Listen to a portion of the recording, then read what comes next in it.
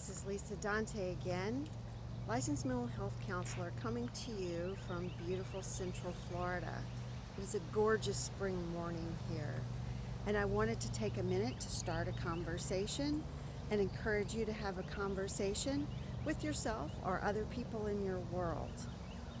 Today's conversation is going to be about celebrating the day and waking up. Now, anyone who knows me knows that it takes me a while to wake up.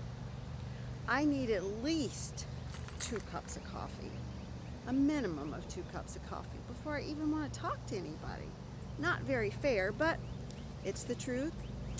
And I like to ease into my day. That's what I call it. Just want to take it easy. Give me a minute, okay, maybe 2 hours, to wake my brain up so that I feel like having engagement with other people. It takes a while. And for other people, they bounce right out of bed and they are wide awake and ready to go, or at least willing to go and willing to engage. And they're there and they're present. I'm not that way. No, it takes a while.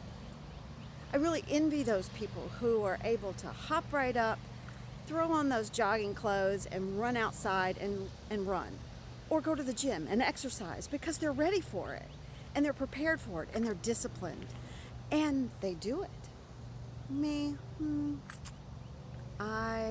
like I said, take it easy and need to get the motor running a little at a time. It takes me a while to wake up. The same has been true for me in terms of waking up to ideas or understanding. Well, the understanding part, not always. Sometimes I will grasp a concept. I'll understand it. But it takes a little while to incorporate it into my being and how I live my life. To, as they say in 12-step groups, practice these principles in all of my affairs. So I might have an understanding and an awareness, but it takes a while to go from here to here.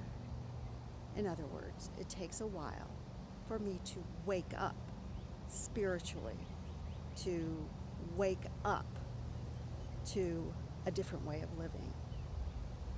And it would be wonderful if we could all wake up in the same way and in the same time frame that other people need us to. It would be wonderful if we could do that. It would make life so much easier. It would reduce conflict in the world and in relationships with one another. I wish I could wake up the same way that those people do that bounce right out of bed. I wish I could. It's not how I'm wired. So what can I do? Let's go back to our last conversation. So what can I do if that's not how I am constitutionally wired? 1, I can recognize, understand, and accept that that's who I am. Number 2, I can challenge myself to at least do things differently. Okay?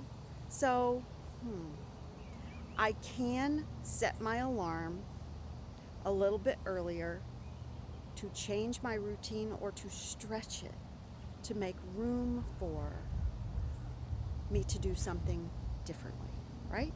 I can do that.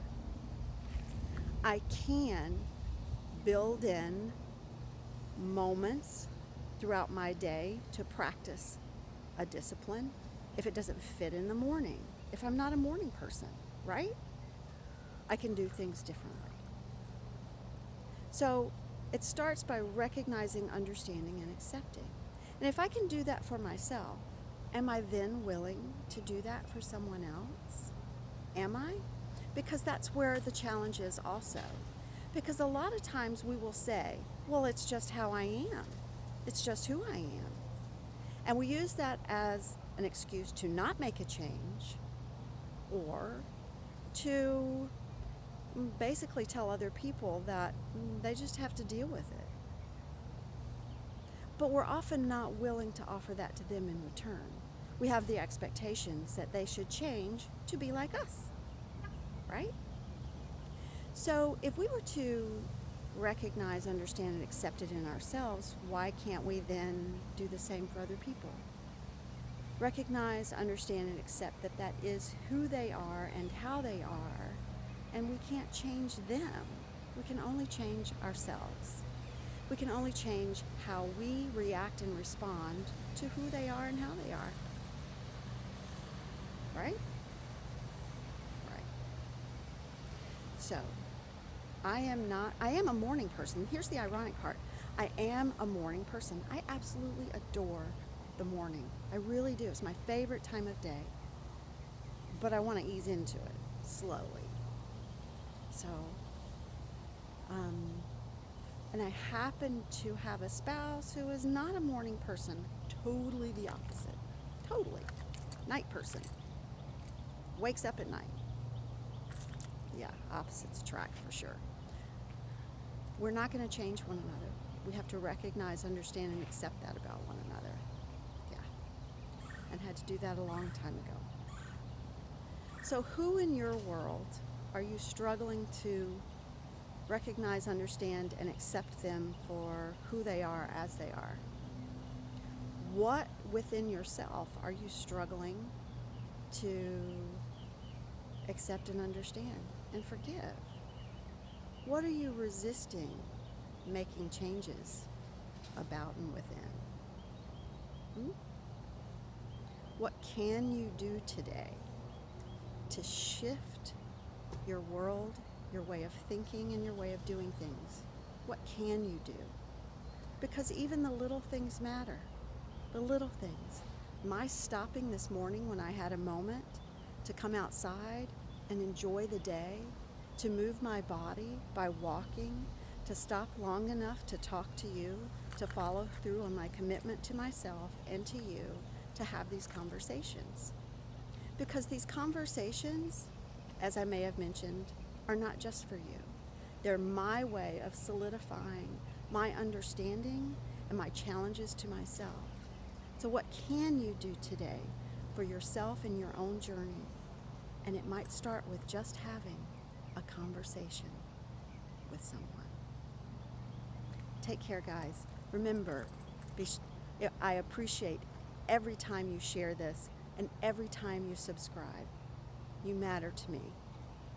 Have a conversation.